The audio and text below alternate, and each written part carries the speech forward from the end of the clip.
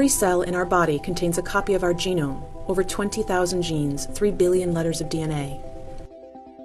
DNA consists of 2 strands twisted into a double helix and held together by a simple pairing rule.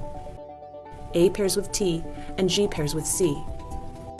Our genes shape who we are as individuals and as a species. Genes also have profound effects on health, and thanks to advances in DNA sequencing, researchers have identified thousands of genes that affect our risk of disease. To understand how genes work, researchers need ways to control them.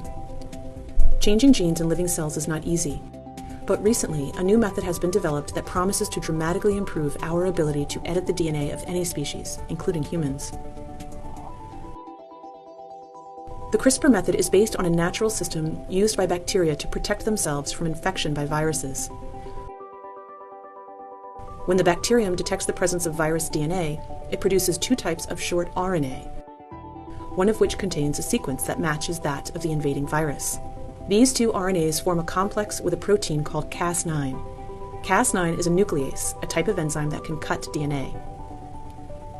When the matching sequence, known as a guide RNA, finds its target within the viral genome, the Cas9 cuts the target DNA, disabling the virus. Over the past few years, researchers studying this system realized that it could be engineered to cut not just viral DNA, but any DNA sequence at a precisely chosen location by changing the guide RNA to match the target.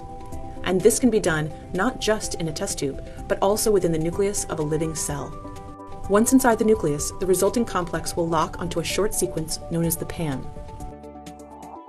The Cas9 will unzip the DNA and match it to its target RNA. If the match is complete, the Cas9 will use 2 tiny molecular scissors to cut the DNA.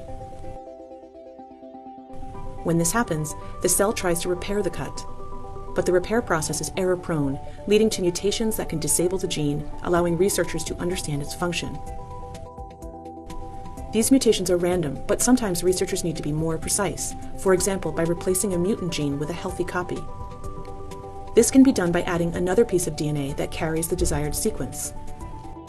Once the CRISPR system has made a cut, this DNA template can pair up with the cut ends, recombining and replacing the original sequence with the new version. All this can be done in cultured cells, including stem cells that can give rise to many different cell types. It can also be done in a fertilized egg, allowing the creation of transgenic animals with targeted mutations. And unlike previous methods, CRISPR can be used to target many genes at once, a big advantage for studying complex human diseases that are caused not by a single mutation, but by many genes acting together. These methods are being improved rapidly and will have many applications in basic research, in drug development, in agriculture, and perhaps eventually for treating human patients with genetic disease.